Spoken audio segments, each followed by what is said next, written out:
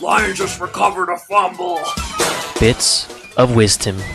It's Harry Houdini, I'm pretty sure. That's when it kind of becomes Home Improvement After Dark. I guess that leaves us at the question of the week. Very good. I don't know if you noticed, Jordan, but a really cool aerial shot of the table. Reasonably funny. User review.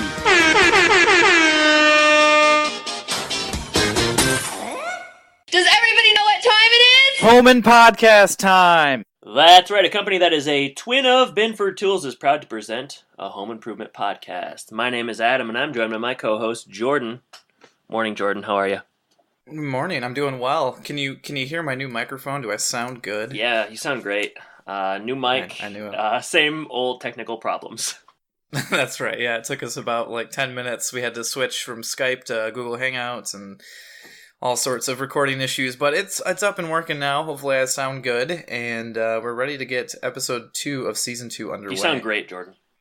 Thank you. I've been really working on my my podcast voice. Your vocal coach is doing you wonders. Whatever you're paying him, I'd double it.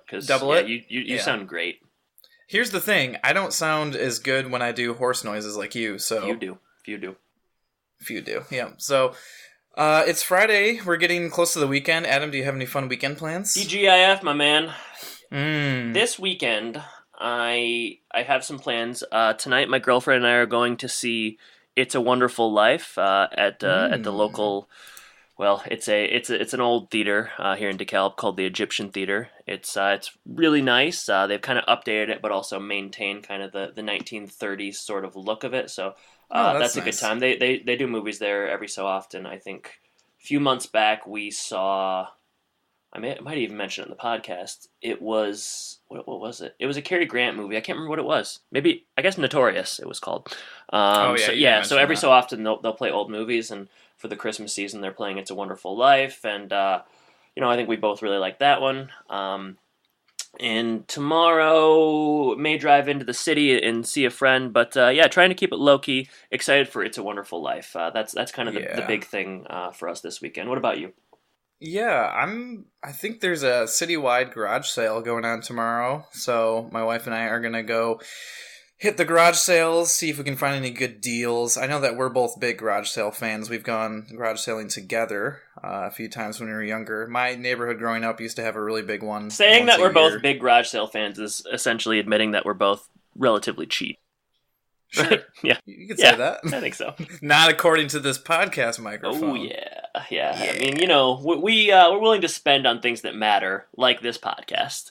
Mm-hmm. We do love garage sales. We've done some garage selling together. Houghton Lake, where my parents live, has good summer sales. Davison, your old subdivision, had Belmead had a good sale as well. What kind of things do you typically look for when you're sailing? Yeah, I'm a big game guy, so I look for old video games. I used to, when we were younger, I used to look for old Sega games or Nintendo.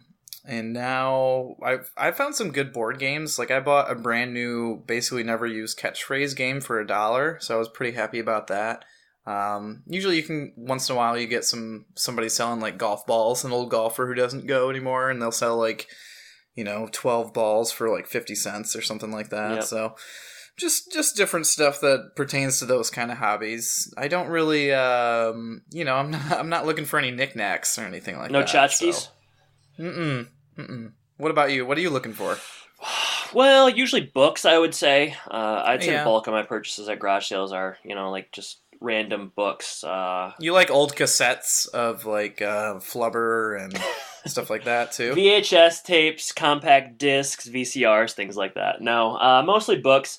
I'll buy some furniture from time to time, end tables and things like that. But yeah, primarily books, and if I can run across maybe a T-shirt or something that is the right size. But garage sale clothes are very much it's risky business, as Tom Cruise might say. It's just, if it doesn't smell right, I'm not interested. But every once in a while, you'll find something decent. But that's true. You could get a good jersey or something. I bought a really cool dictionary several years ago at a garage sale. It's maybe 1940, 1950, very thick, leather bound, and that was $5, and that's been kind of a mainstay of my Is that a Webster's dictionary or what? It is a Webster's. Well, yeah, I'm sure it is. I could go look, but I don't want to get up and have to stop the recording. But yeah, that's been a mainstay in all of my places for the last 4 or 5 years, and that was a good find. But yeah, I like it. I like the process of my parents and I driving around at Houghton Lake, getting out of the car, making a decision early on if it's worth our time or not, sticking around if it is, if not,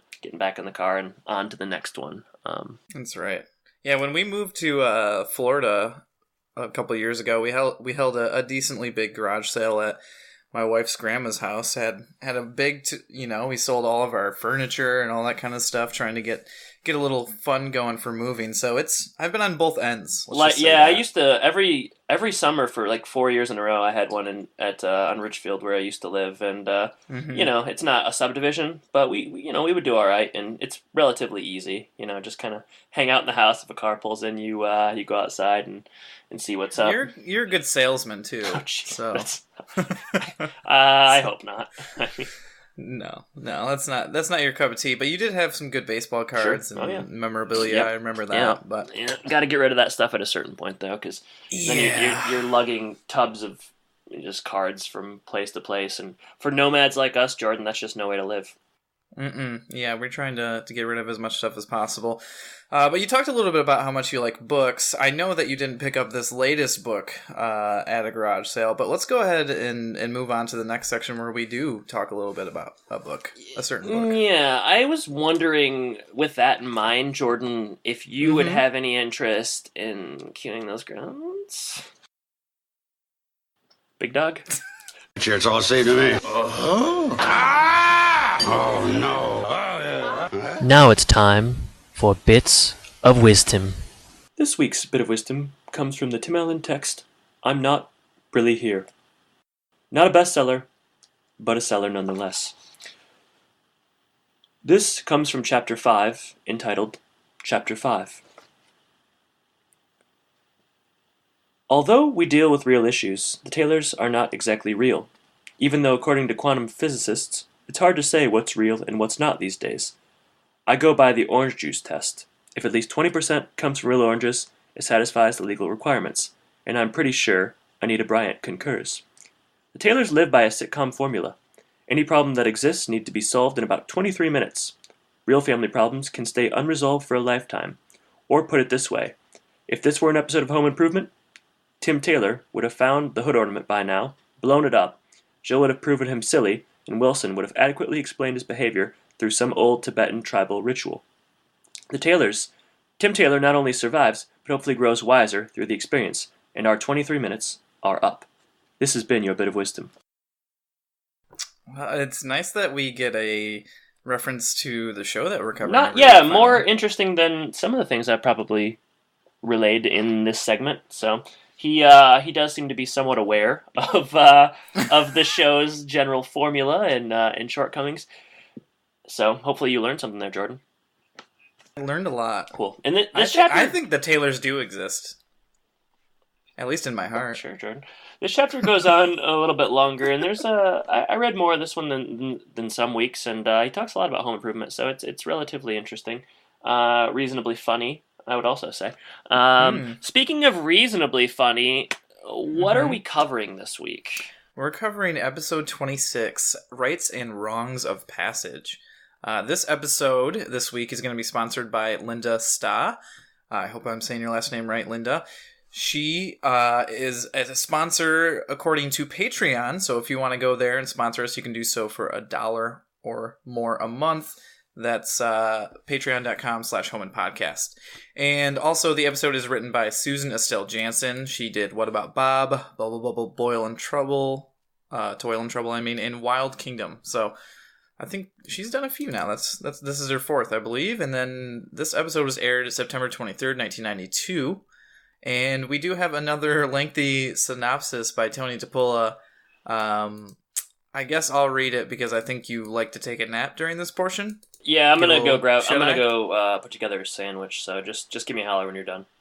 Okay, all right. So, episode 26. In Tool Time, Tim's guest Angus MacLean has has come to tell about the Highland Games in Detroit. Tim and Al will be participating in the games. At home, Tim has bought tickets to the biggest monster truck rally in the history of Detroit, which means that Jill will get the house all to herself on Sunday. Brad's principal calls the Taylors and tells us that Brad has hid a dissected frog in her food. Turns out that Brad's schoolmate had dared him to do it.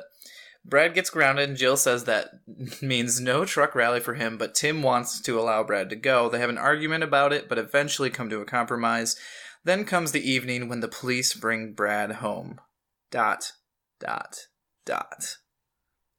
So stakes are high. Stakes are high in this one. Honestly, it is higher than I thought they would be when the episode opened. The episode opens on a cold open on Tool Time. Tim has put a hole in some glass windows. It's implied that he slammed the glass on Al's head. I don't really see any signs of that because Al's head looks perfectly okay. It's a strange, clunky first. I mean, the scene itself is fine, but it's a weird opening because just like last time, the episode started and I thought, oh, did I miss like the first scene? Did I miss seeing Al get whatever shattered on his head? So it was I don't know, kind of erratic if you ask me. Here's the one thing that this opening scene has that I don't think they did last time. It's got a little bit of foreshadowing to it with the broken glass. So oh yeah, we'll see that in a couple spots later on. Sometimes your analysis just really surprises me. I didn't even put that together. Well, this show's too heady for me. Yeah, everyone. That's been the MO for Home Improvement for years, but. Yeah, they also turn, they have another new sign here. It says, men at work, and then it turns around and says men at play. So a lot of custom signage this season. We had, the last episode, they had that custom stop sign. You remember that? Where Tim held that up and it said stop on one side and the other side it said what it would say if women made the stop sign. I do not remember that. Oh, well, they're spending a lot of money on some bad props, basically. But yeah, so they bring out Angus.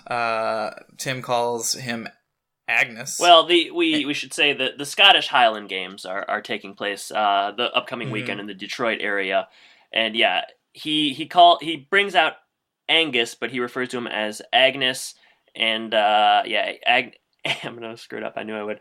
Angus is there to talk about the upcoming festival, and he's doing some PR for it. He's got a nice kilt. He's got a nice kilt. He's really acting the hell out of this Scottish character. Mm-hmm. And he's got a kilt on, and there's some really unfunny bits happening here. There's jokes about him wearing a skirt, which of course you're expecting on an episode of Home Improvement. There's some good old fashioned homophobia, and it's basically it's being set up that Tim is kind of making fun of the Scottish festivities, and he wants what specifically is it called when they throw the caber toss. Is it caber? Kaber? Okay. I don't know if it's K or C, but it's caber. I thought it was caper at so first, did I. and then I thought maybe they were like stealing things, like a caper, Yeah, I didn't think that. So you're on your own there. So yeah, Tim's he's doing the thing where he is sort of downplaying, let's say the physical nature or the physical force required to do something like that. He thinks anybody can do it. Al kind of challenges him, and the audience challenges him. That's one thing that I noticed. That's such a bad cut. Like, it's so obvious that at a separate time during the filming that they were just like, "Hey, audience members, we need you to cheer really loud on the count of 3." And they did. And they there wasn't even a build up. It was just like instantly very loud. They cut right there to these. Don't you think? Like, didn't that seem very obvious to you that was something that wasn't happening in the moment? The crowd seemed happy though, so I was okay with it. I want to talk a little bit about Angus before we move Please. On. So Angus McLean is played by Will Nye, not to be confused with Bill Nye. Not the science Bill Nye, guy. the science guy. He has 30 credits to his name. He last appeared in an episode of Columbo in 1997. That must have been a Columbo reboot. He did 15 episodes of Murder, She Wrote. And he was cop number 1 in Clue, the film Clue. You ever seen Clue? Yeah, it's been a long time, but I definitely liked that a lot when I was younger. It's a good one. Yeah, I like that.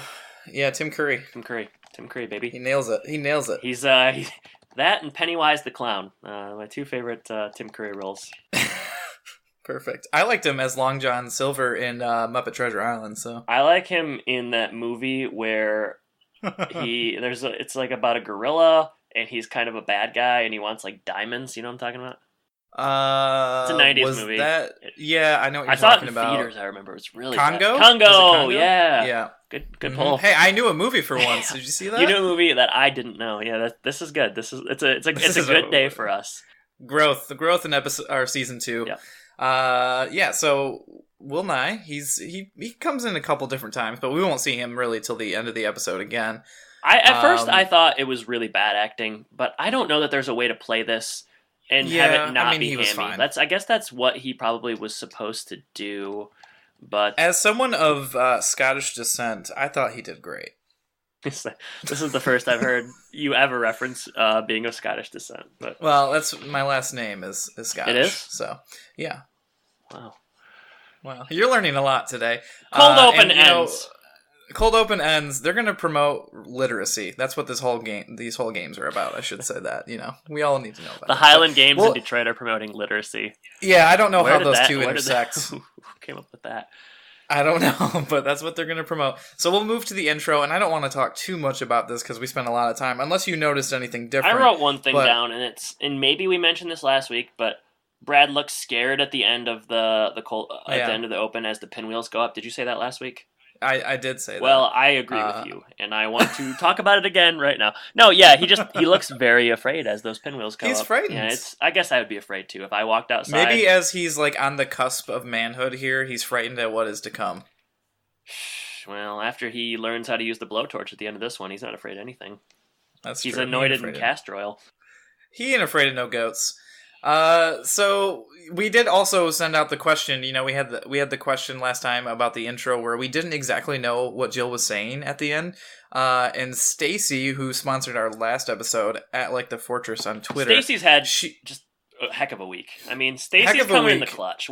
Stacy, we so appreciate you. We appreciate Linda as well, but Stacy, I mean, 2 for 2.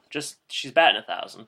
Yeah, she's hitting it out of the park. So her insight on this was she believes that Jill was saying, do we put the kids in the middle as if they were taking a portrait? And if you look at the intro, that's what it looks like. So, Stacy, good job. Way to go. Stacy, you are a goddess. Mm-hmm. All right, we cut into the familiar kitchen set. Mark enters, and he's asking his mom about some notebooks. So she was supposed to pick up some notebooks for them, I would imagine, for school. School and school issues kind of play a role in this episode. And she was only able to get puppy/rainbow notebooks. Well, she got 2 blank ones, and then 1 puppy rainbow. Oh, okay, so 2 blank ones. And Randy gets that one. That's why he's so upset. But they wanted Terminator.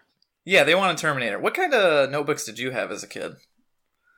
Do you remember? I had a lot of sports ones. Probably, lions, probably tigers. Folders I would have had sports ones. Yeah, folders. Notebooks, probably just whatever was cheap, Yeah, they call them notebooks, but they're really 3-ring binders. Oh, they are? Okay. Well, then I would have had probably Grant Hill or something. Oh, yeah. Because early on, my first thing I remember being really into was the 95, 96 Pistons teams. So Grant Hill, Joe Dumars, I think Rick Mahorn was still around. So those guys. So yeah, probably something like that. But yeah, if not that, then something very, very bland and relatively cheap.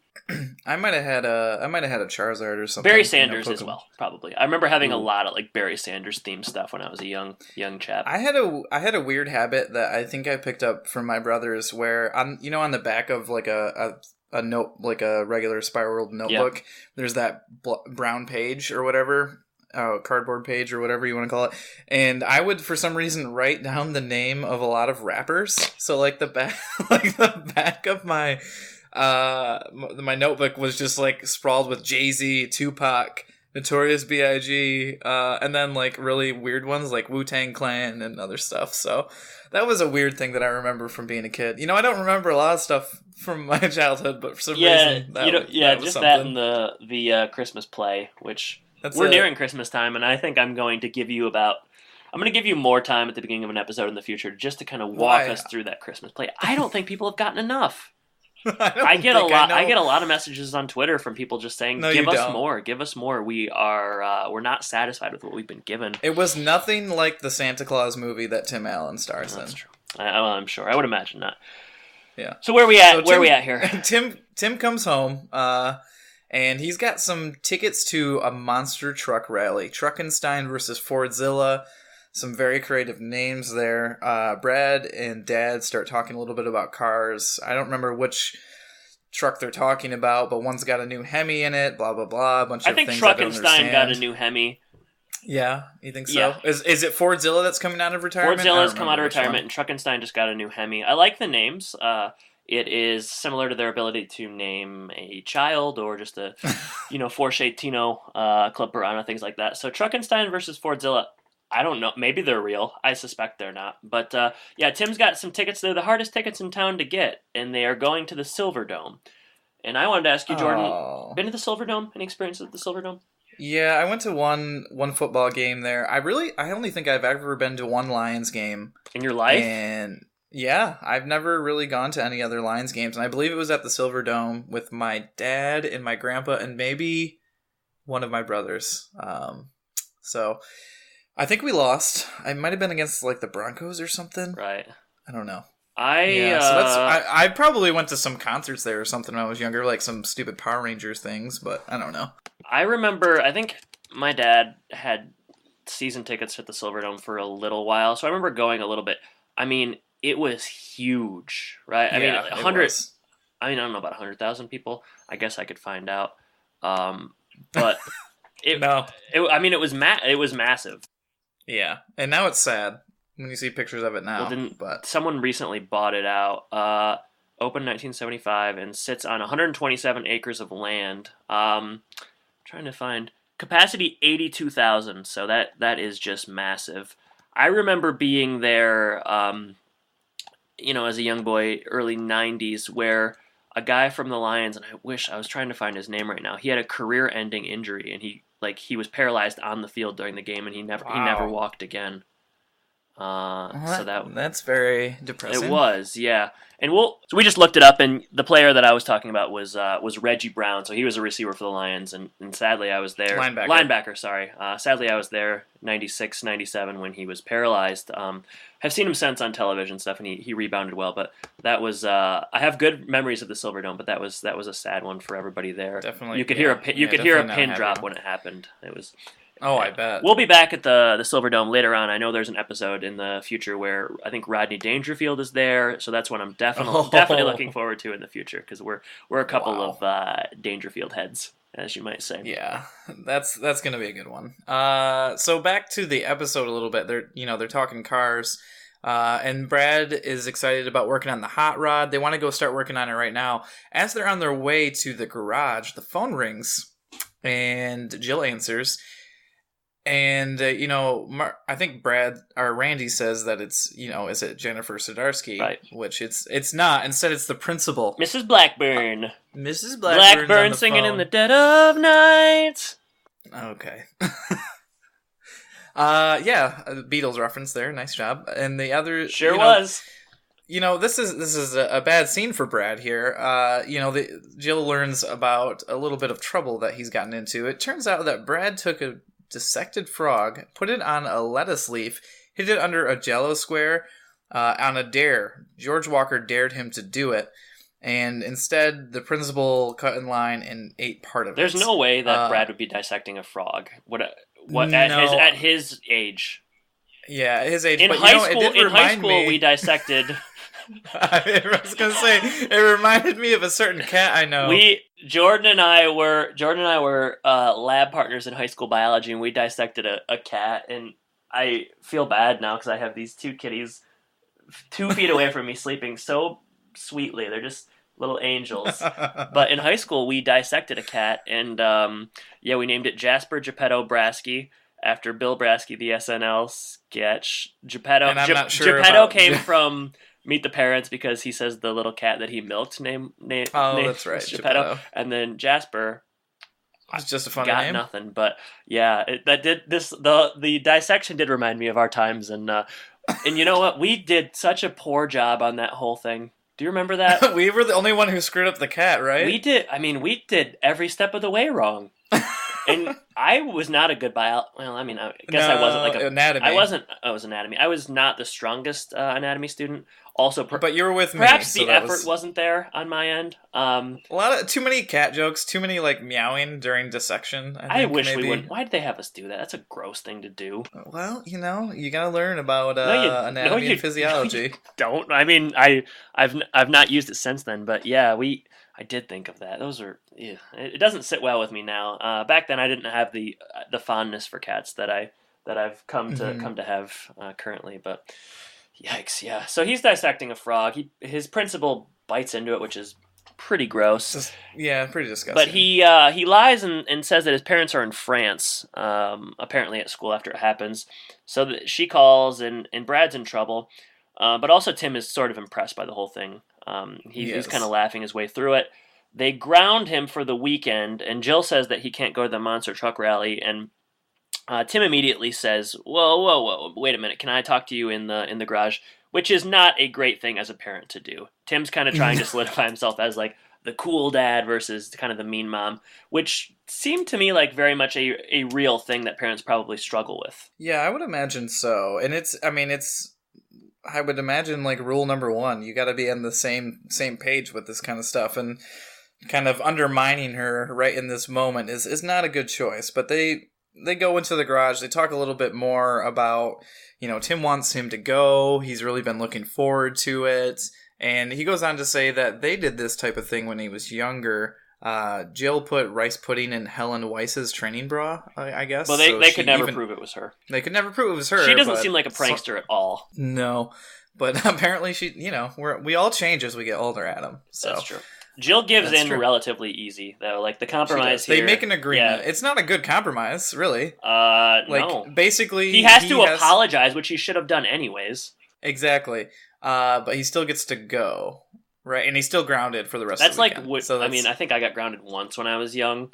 Like, one time, and I couldn't watch TV for, like, 2 days. So, this is a kind of punishment I could relate to as a child. Yeah, it's not too bad. Brad gets out pretty scot-free here. So next scene, there's a knock at the door, and we can assume some time has passed. I guess a couple hours. It's later on that night, and Brad's at the door, and there are flashers behind him, and a cop has brought him back to the house. Apparently, he was throwing bricks at greenhouses with some older boys, and Jordan, I gotta say, Brad's slowly morphing into a bad seed right before our eyes. I know. I did not see it coming. It was abrupt. It was very abrupt. I mean, what was he doing last episode? I certainly don't remember anything Jordan, like this. He was trying to get kissed. So I guess maybe he's maturing. He's certainly going through puberty, and it's happening at a lightning pace right now. They thought he was upstairs in his room doing homework, so apparently he snuck out, which... Must have climbed a ladder down from the window. He snuck out, and he met up with some older kids, and throwing bricks at greenhouses. And a female officer brings him back, and she's very serious. This scene is not being played for laughs really at all. That's one note I had on this episode. I sort of like this episode, but tonally it is very much just, it's all over the place. Sometimes I will say at the start of this episode, I don't know if you noticed, but they start with Tim reading in a chair. He's reading The Wild World of Scotland. Did you see that at all? Start of the scene, he is? Yeah. They start with him at the scene, and then they pan to the back door where it starts knocking. I did not notice that. Well, I guess that's good. He's doing some research. Good detail, I guess. But yeah, do you know what I'm saying, though? Where sometimes this episode, like, so it's like funny that Brad is doing these pranks, and then sometimes and then all of a sudden it's like not very funny. Serious. Like, I can't relate to Brad anymore. So yeah, the officer that brings him back is she is credited as policewoman. She's played by Virginia Watson. She has 56 credits. She was in films Don't Be a Menace to Society, Virtuosity, and Mothers and Daughters. She was also in the Yada Yada Yada episode of Seinfeld. Really? So how do you like that? I like it pretty well. I think they call her Officer Carrie when she enters, and so I don't know. But you said called according to policewoman. IMDb, she is policewoman. But I also think they got Angus's last name wrong.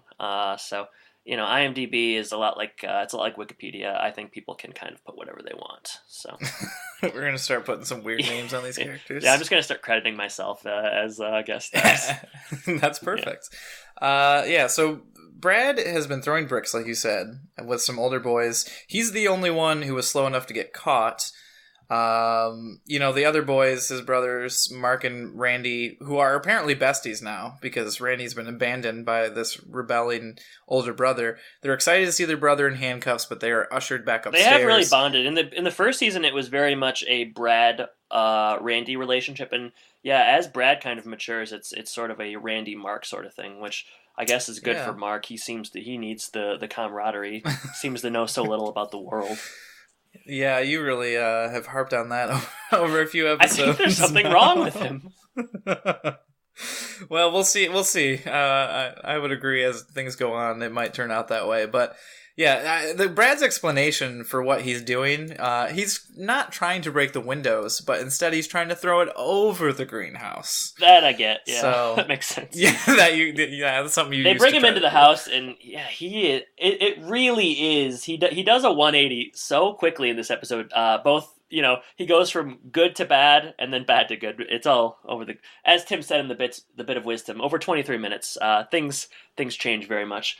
So he comes in the couch and he lays down when they're talking to him, and it's good acting from Brad. He plays the little twerp very well. He made me mad. He was frustrated. He was very, very rude.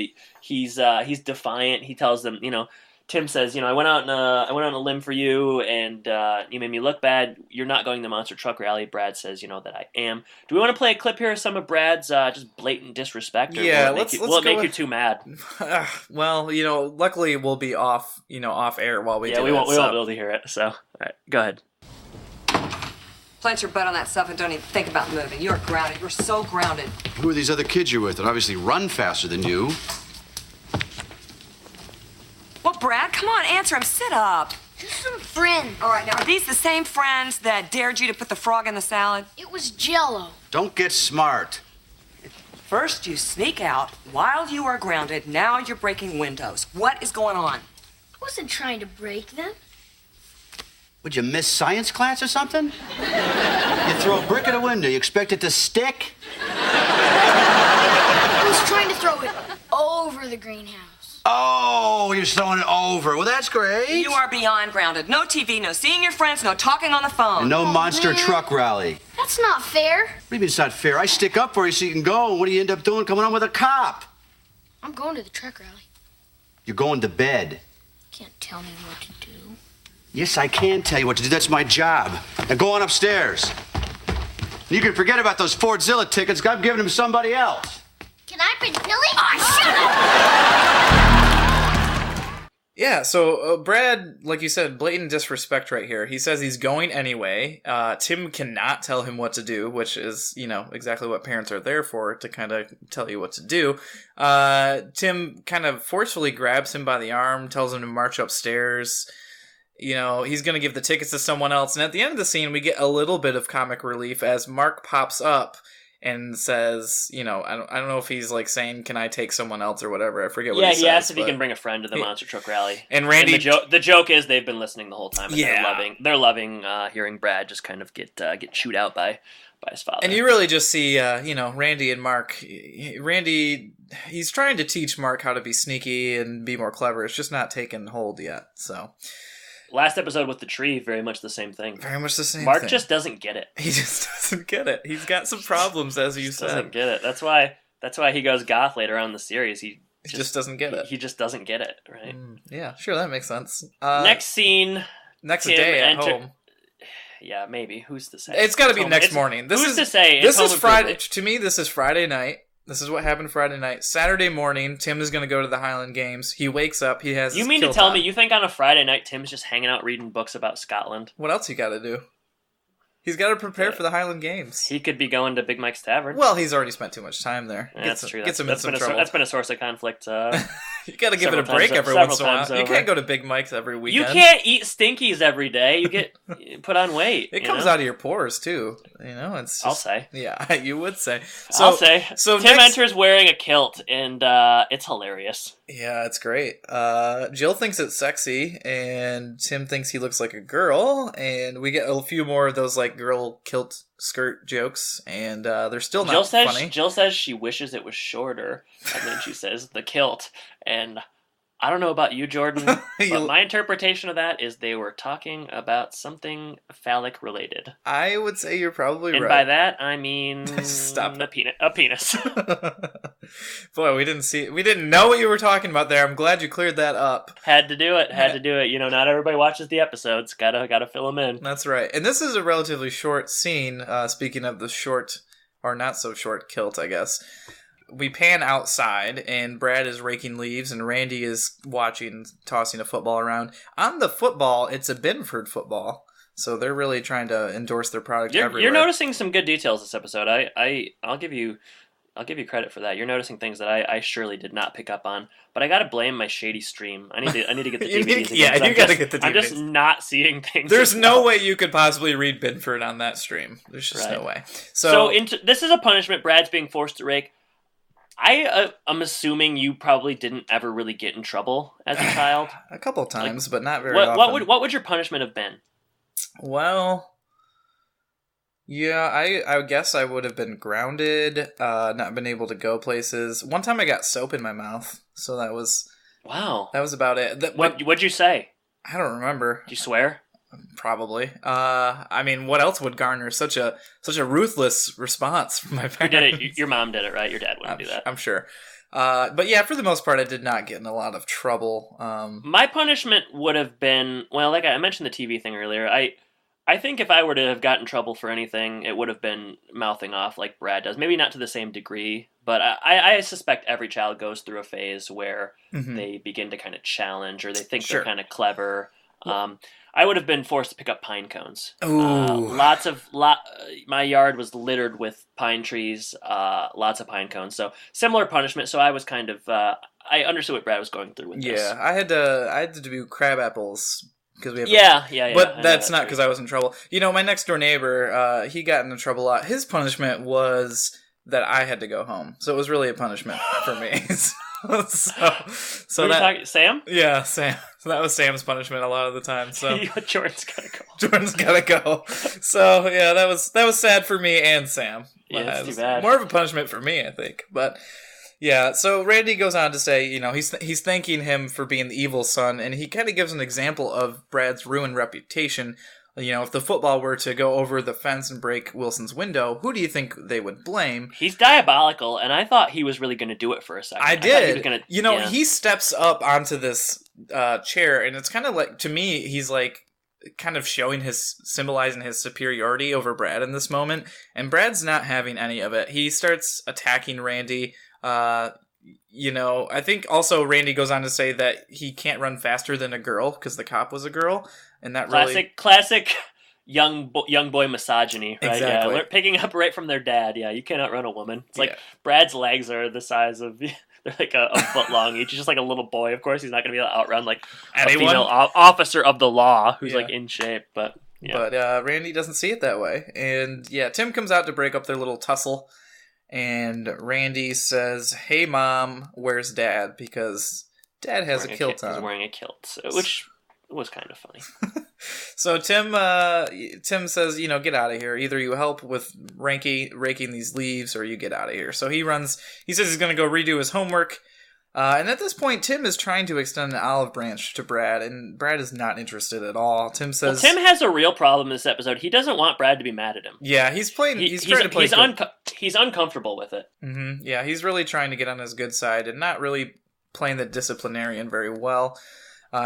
He says they can go work on the hot rod together. Brad says, "I don't want to work on the stupid hot rod." That's like a really good... Was that a clip you just played? No, that was me. Sounded just like him. Oh, wow. That was pretty good, huh? Yeah, I've been taking some acting classes down at the... I don't know where you would take those around here, but... Disney acting school. That's right. Yeah, so Brad is mad that Tim lied. And then he says, "Why don't you?" I don't know what he says here. He kind of says it under his breath. Yeah, you can't hear him. It's like, why don't you? But, He tries to run off. Dad catches him by his arm again. Brad kind of compounds his issues here, and Tim continues to give longer and longer grounding. Yeah, 3 more days. Brad throws the bag of leaves over the fence into Wilson's yard, and there must have been some heavy leaves. And you know where this is headed. Yeah, hits Wilson in the head. Wilson stirs, and he comes to the fence, and Jordan... Clip time? Let's play a clip. Brad. Just gets old enough to start having fun with. And all we do is fight. Sounds like he's caught in the classic tribal industrial dilemma. Oh, yeah, that's what it probably is, yeah.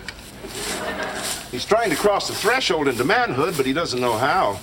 You see, Tim, in tribal societies, as soon as boys show the first signs of becoming men, they're immediately initiated into adulthood. How? Well, some of the more popular rituals include scarring, pulling of teeth, ritual circumcision. Brad doesn't even like getting his hair cut. But unfortunately, in our industrial society, we don't have these rituals. We prolong adolescence beyond the biological indications of manhood, confusing the child as well as the parent. Wow. I thought he was just being a jerk. What should I do? I can't tell you that, Tim. Nowadays, each father has to find his own unique way to initiate his son. As you heard, Wilson knows his monster trucks, and there's a reoccurring kind of bit here where Tim thinks that they're talking about Brad, but Wilson's talking about the truck. Wilson... He also knows about Brad because he has a police scanner. Oh, yeah, he does have a police scanner. Wilson is so weird. He cites the tribal industrial dilemma. Yeah. And Brad he's going through puberty. As a society, we prolong adolescence when really Brad should be crossing the threshold into adulthood, and he needs to be initiated. But Wilson is, he's reluctant to say how that initiation should take place. Right. And Tim's pretty disappointed. He's, usually you give me some advice or you make me feel better. But Wilson I argue is that unable he to does do give so. advice here, but... I would argue that his advice is always about the same, and it's never that helpful. Yeah. And it doesn't really matter what he says. It's just that Tim goes and says it wrong to somebody. They laugh, and then they kind of bond. So instead of giving advice, though, Wilson sings Kumbaya to Tim. Tim's not really interested in that, though. He wants to hear the song Michael Rowed the Boat Ashore, which I did not know. Yeah, and it's kind of played to the same exact tune, so... Oh, really? Yeah. So they just kind of sing that, and that's how that scene ends. And we move on to, I guess, later on Saturday when he's at the Highland Games. So it's pretty much everything that you would imagine a Scottish festival to be. There's kilts everywhere, Scottish attire. There's some sheep and sheepdogs, people practicing the caber toss. It's all sorts of Scotland over here. So Tim and Al roll up here in Al's souped-up station wagon that he did a bunch of modifications to by himself. Tim is impressed, but he's also surprised. He doesn't realize that Al is into cars and the automotive industry like he is, which kind of surprised me. I feel like he should know that about his partner in crime by now.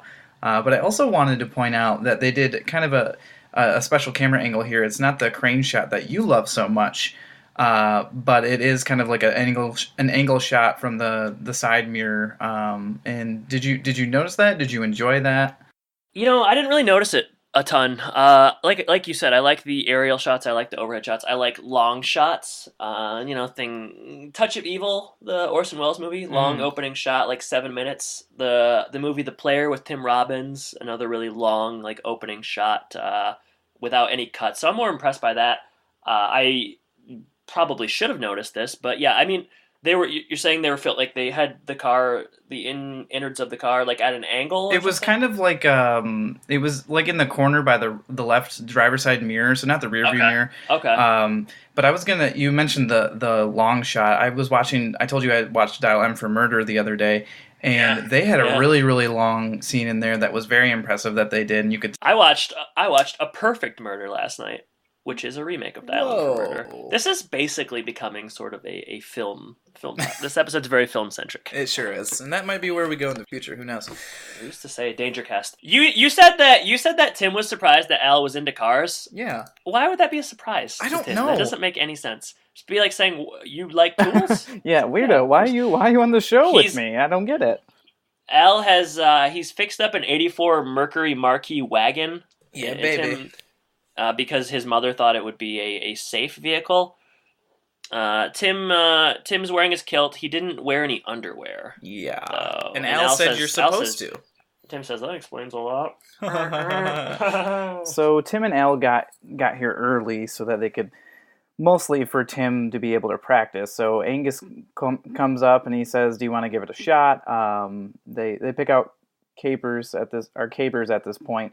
Angus makes a joke saying that he could use the shorter one for women, and then Tim decides, no, I'm going to use the full-size one, and then he picks it up, and immediately he cannot really handle the weight. He goes from one side of the scene in this open field and almost hits these people dancing. He goes to the other side, he almost hits the sheep, and eventually it wheels its way around, and he ends up hitting the windows of Al's car, so that was kind of the foreshadowing that I was referring to in that early scene. Yeah.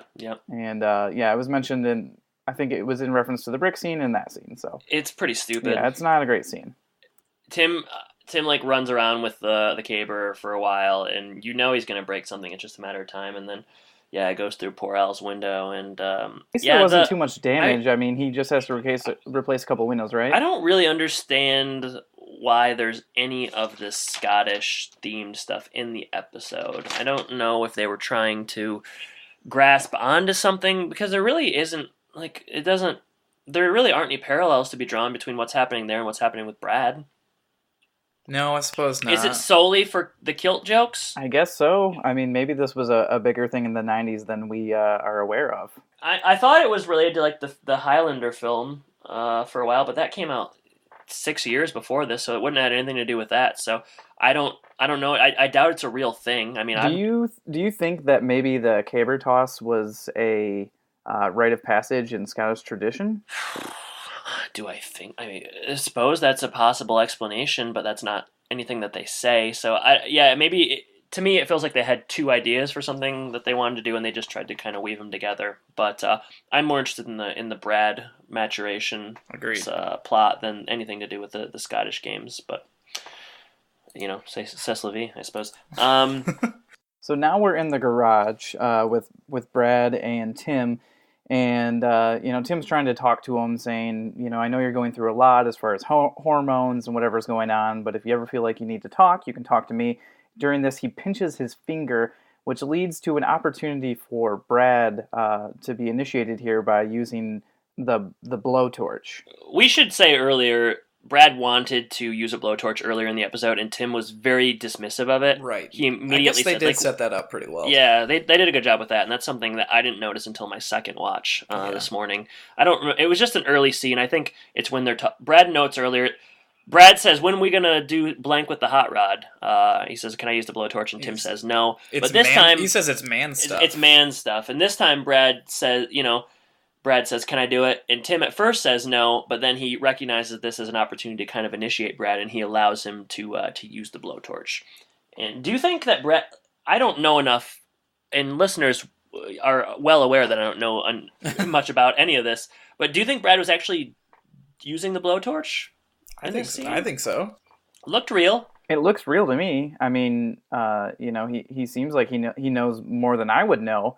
And right. Yeah, you would if you were around it all the time. And during the scene, he even says, I know a couple times. I got it. I don't. What exactly is he doing? Do we? Well, know? He has to light the blowtorch. So he has to create a spark to do that, and then he's supposed to be cutting this piece of pipe at a specific speed so that it's a smooth edge and not jagged or anything. In the words of Bruce Springsteen, you can't start a fire without a spark. Exactly, and that's right. Brad knows that. Brad knows that. He listens to a lot of Springsteen. Brad does this. He completes the task. The audience goes hog wild. I think they probably just reused the cheers from earlier in the episode. that's probably. And now and after this scene, there is a good amount of sentiment, and we're going to go ahead and play a clip here. What are you trying to do? I'm getting the tailpipe set up for the exhaust system. I could do it. No, this is man stuff. You got to do all the torching and flame and. Why don't you give it a shot?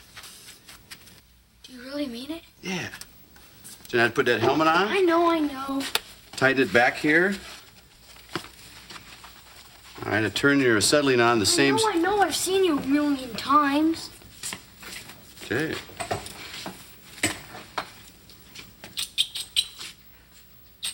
Just relax. Just scratch it across here. Why? Ouch. It's easy. I scored a pipe where I want you to cut it. All right? Now don't go too slow. You'll burn a hole right through it. If you go too fast, you won't get an even cut. Open up your stance a little bit. Get down there, start cutting. There you go. Good.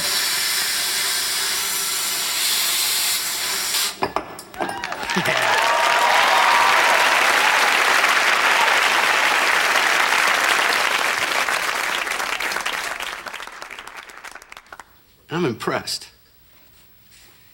Thanks, Dad. It was really neat. Really neat? Better than that, man. You moved into a new phase of your life. I have? Yeah. You just cut metal with fire. We gotta celebrate. Celebrate? Yeah. Come on, Dad, please. Wait a minute. We can't forget the ritual anointing of the man-child. Holy oil. Holy 10W40, all weather. What are you doing? Come on, it's part of the ritual. Oh, yeah. You're getting off easy. You should hear what Wilson wanted me to do to you. You're a man-child now. But you're still real slow for a little kid. Would I have a girl? I thought you were a little guy. Come on. A little slow boy like that. Oh, maybe it was a girl in disguise and I didn't even tell it. See? Oh. Good step today. Your first step towards manhood. That's it. Now, finish cleaning the basement. Yeah, so a very emotional and touching moment here between Brad and his dad. But before we talk too much about that, I wanted to ask if you saw what kind of shirt he was wearing. It seems to be his favorite shirt. Do you know? The Lions just recovered a fumble! That's right. He's wearing his Lions shirt. Tim does kind of an anointing ritual. How many Lions shirts does he have? I don't know. I feel like at this point, every episode he's wearing a Detroit Lions shirt, and I dig it. Well, and he might actually need to get another one now because this shirt is probably ruined. It's got different oils, WD-40 on it, and the only thing that really takes away from the scene to me is for some reason Tim calls his son a girl when he's hitting him, and it's a little strange. It kind of undercuts the moment. Brad says, "Yeah, it's really neat." Tim initiates him with, is it castor oil? Or it's WD-40. WD-40. They kind of shadow box, and they're having a good time, and Brad's excited, and the fake boxing slowly turns into a hug, and I thought it was a nice moment. I like this scene. It just tugged my heartstrings a little bit, and Brad needed some love. He needed some love, and he was, he wanted to be respected a little bit, and the two make up, and all is well. Did you like this scene, or not as much? I don't know. I mean, I thought it was a pretty good scene. It was a nice emotional moment that we got between Brad and his dad, which I don't know that we've seen very much of in the series so far. We've certainly seen it with him and Mark, with Tim and Mark, but the only thing that I was concerned about is, I thought Brad was hitting his dad a little bit hard. And concerned. That was, I didn't want Tim to have any bruises after this and whatnot. But overall, I thought it was a pretty good scene and well acted. So, final scene of the episode: Brad and Tim are sitting on the couch, and Mark and Randy return home from the monster truck rally. They had a great time, but they're also very, very dirty. Super and I didn't dirty. understand why they were dirty. Well, they were in the front seats, and monster truck rallies tend to have dirt all over the ground, so I guess it got up and It splashed. just picks up dirt, I suppose. But they got some hats, and they brought Brad a hat as well, and he's excited about that. He kind of brags about using a flame to cut metal, and everybody's excited. And Jill, her entrance is a little bit staggered. She comes in and she's got a hat on as well. But she can't hear it all because it was so loud, and they make some jokes about that. Tim asks her questions, and she's unable to hear them. The last joke is that she thinks that Tim asks her to sleep with him, and she says, "No, I can't. I'm dirty. I'm dirty." And roll credits. Roll credits, yeah. And while they're rolling credits, they show a scene earlier that's an outtake where Tim comes on the scene with his kilt, and he starts to flash Jill. He flashes the crowd. It's all sorts of everywhere. Do you think that he was not wearing underwear? No, he absolutely had it on. There's There's no way that he could get away Jordan, with that. it was the 90s. I don't care when it was. That's no way. Okay. I kind of You think he wonder. flashed everyone in the audience, too? I don't know. Shock jock, you know? Well, I guess... I think you shouldn't be so dismissive. I think it's a possibility. I just, I choose to believe in the betterment of Home Improvement, and there's no way. Betterment, the 401k investing service. That is where I have my They don't IRA. sponsor us. We're not talking about them. Okay. So yeah, what do you think of this episode, Jordan? I thought it was... my overall thoughts, I thought, it's always nice when they tackle a real problem that people deal with. Scottish games. Yeah. And everyone deals with a Scottish game issue Everyone least once has in had their life. that moment where someone says, you can't throw a caber far, and they have to prove that they can. Absolutely. But yeah, they tackle a real problem, and Brad still has consequences for his actions. I don't know that we really mentioned it, but after Tim and him hug it out, he still has to go and do the rest of his chores and everything. So I think that ended well. Hopefully, Tim learned a little bit about parenting here because, in this crucial moment with his son, he kind of undermines his wife and kind of the front that they want to put on, and so hopefully that happens. And I think he does because I think like the moment he does that, Brad just continues to kind of misbehave. And I think that is kind of like him like going out on a limb and then being proven that like that doesn't work is sort of, I think that is like the teachable moment. So. Yeah, I would say my least favorite part of this episode is that there is quite a bit of like the you hit like a girl or the kilt/girl jokes, all that kind of stuff all rolled up into. There were a lot of those, and those are not. That's not especially funny, but that's also I think that's kind of 90s humor, and I think that's definitely like Tim Allen humor. Probably Yeah, as well, it's not a huge surprise, but still not something I super enjoyed. But yeah, overall, I thought it was a pretty good episode. Yep. I thought Brad did pretty well in his acting, so... Mm-hmm. I like this episode. I think this is definitely one of the better Brad episodes. I think he played the little turd very well. His annoying, kind of whiny voice and just kind of his back talk rang kind of true to me. Like you said, I like the idea of them tackling like real issues, like being a cool parent versus being a disciplinarian, punishments, chores, responsibilities, and just like I don't know that I bought the stuff about Brad becoming a man necessarily because I still feel like he's probably too young to be considered a man. But as Wilson says, we as a society prolong adolescence. But Brad's still only like 12, I think. Like there's no way realistically he's older than 12. So I don't know. That seemed maybe like he was a little young to be considered a man. But I suppose it's more symbolic than not. But yeah, I like the topic. I like the idea. Scottish game stuff was maybe lacking a little bit, but it wasn't offensive to me. And I like this episode on the whole. You're not offended by Scottish episode. People? No, I mean I guess I was more thinking like it's just not so like absurdly stupid or boring. Like it's kind of just bland for me. Mm-hmm. It wasn't particularly funny, but it also wasn't. It's not like Tim backing the truck into that guy's front porch and. Like it's not a completely useless subplot. I suppose. Did they have any accidents like they normally do on the first episode of the season? I don't remember any of the. Read my hips. I am not entirely sure. I would have to look at my notes on that. Yeah, I don't. I don't think so. I don't think so. Well, I guess the blowtorch thing is, but that wasn't an accident necessarily. So no, must be not. But I don't know. Yeah, that's always going to be. That's just like a home improvement staple is the pratfalls and stuff. And this one was the caber through the car was fine. They didn't dwell on it especially. It was nice that the cold open was actually like a reference to something that happened in the episode this time instead of later on in the episode. Yeah. Yeah. So that was a different change from episode 1, but overall a pretty good episode. I think so. I enjoyed it. Yep. Yeah, absolutely. So I guess the next thing we're going to do is move on to our first mailbag segment of Season 2. You've got mail. All right, so this question comes from Awesome Sauce, and she asks, what season are you most looking forward to watching? So over the course of the entire series, what season are we most excited to watch? And I mean, in short, I would say the last season, because it would mean that we have finished every episode and we are almost done working our way through the series. But that's like 3 years away. But that's forever away. I don't know enough about, and I'm not super knowledgeable about like season by season Home Improvement. I'm not super knowledgeable about any of this, so. No. I know that the episodes where Randy has, or they fear that Randy has cancer, I know that those are kind of a departure from sort of the silly stuff that we get earlier on in the series.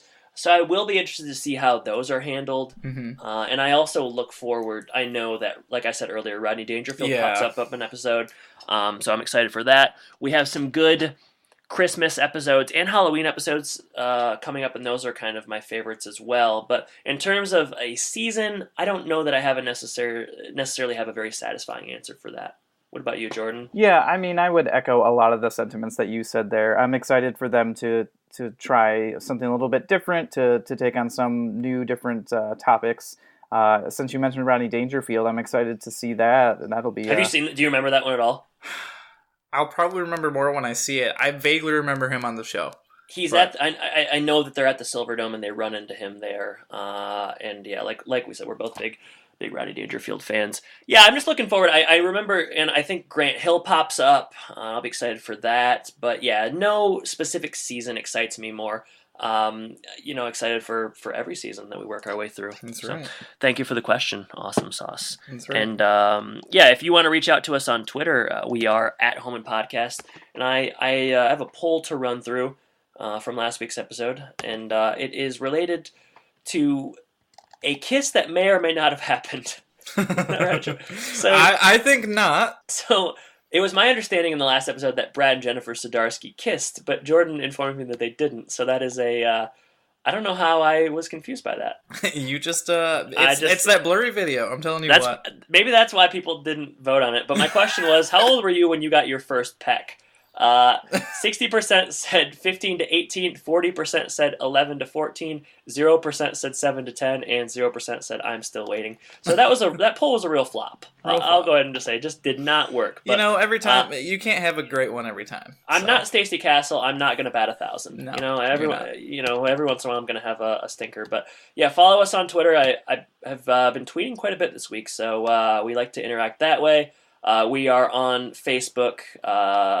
Facebook. Home and Podcast? It's Facebook.com/Home and Podcast. How else can they reach us, Jordan? Yeah, email is homeandpodcast@gmail.com. Our website, thehomeandpodcast.com. So certainly a lot of different options there. Once again, we want to say thank you to our sponsor this week, Linda Sta. She sponsored us on Patreon. You can do the same for just $1 a month there. Or on our website, there's also just a support option for any amount that you want to put. But patreon.com/Home and Podcast. So, Home and Podcast, the gift that just keeps on giving. Sure does. So give yourself a gift this Christmas and support us, and we'll just keep riding it out all the way to season 8, 9, whatever it is, episodes, whatever it is. But yeah, so thank you. Yeah, thank you, Stacey and Linda, for your contributions. And anything else to report, Jordan? No, I think we'll just talk about the next episode we're going to be covering is Overactive Glance. So. Boy, I'm curious to see where that goes. I know how much you like puns, so that's probably great for you. Love puns. Mm-hmm. So I think, once just was waiting for you to say it. You would never bring it up on your own. I'm not going to introduce my own question of the week. So I just feel like I feel like you need to ask me a question. Do I? All right. Question of the week time. You say. I asked for it. What will you deliver? You want it. You got it, baby. All right. So. Is it going to be one about my childhood that I don't remember again? I'm tired of asking you those. Yeah. All too often, I ask you questions about your childhood, and you're just like, "Well, I would have to think about it." What are your experiences with monster trucks? We didn't really talk about that. You ever been to a monster truck rally or anything? I don't think so. I think I had some, you know how, you get the Hot Wheels cars and stuff. I had some monster truck cars that I used to drive around on my little fake road mat that I had. Never been to a rally. Didn't really ever watch a rally on TV. I didn't quite understand the fascination there. Seems like a lot of dirt. I don't like to get messy. That's true. Yeah, you hate getting messy. I've never been to one either. We didn't talk about this in the episode, but I did think it was funny. Like their impersonations of like Sunday. Yeah. 'Cause I feel like, I don't know, and maybe it was like this everywhere, but I feel like the Flint radio stations were just constantly playing like monster truck and be there Sunday. Bone crusher. Bone crusher. Just like that voice. Yeah. Bone digger? That would be the weirdest name for Bone digger? Was it Bone Crusher? It can't be Bone digger. What would that be? Are there famous monster trucks? That's a good question. Yeah, I think there are. I don't know. I've never been to one. The only time I've ever really seen it in action is there's a scene in Blues Gravedigger. It's called Gravedigger. There's a scene in Blues Brothers 2000, which is the sequel to Blues Brothers that I like. I don't think anybody else does. I saw it in theaters with my dad, so... See, I think I did too. I like it. I don't remember very much. I don't know why I went to see it, but... Oh, it's good. It's good. In my opinion. Where they watch a monster truck rally before they perform at a bluegrass festival. And they call themselves the Bluegrass Brothers, which... was funny then and seems kind of funny now. So, but yeah, no real experience with monster trucks. So, the thing about monster trucks is they're kind of like, in horse racing, the jockeys don't get really any fame, but the trucks named Goliath or whatever else, they get all the fame. Have you ever been to a horse race? I have not. We just don't do very much, it seems. Garage sailing and home and podcast. Yeah. Going to old movie theaters and watching... It's a Wonderful Life or Notorious or whatever else. So. All right. Well, hey, Jordan. It's been a pleasure talking to you. And thanks, everyone, for listening. I guess I should say take care. Take care, everybody.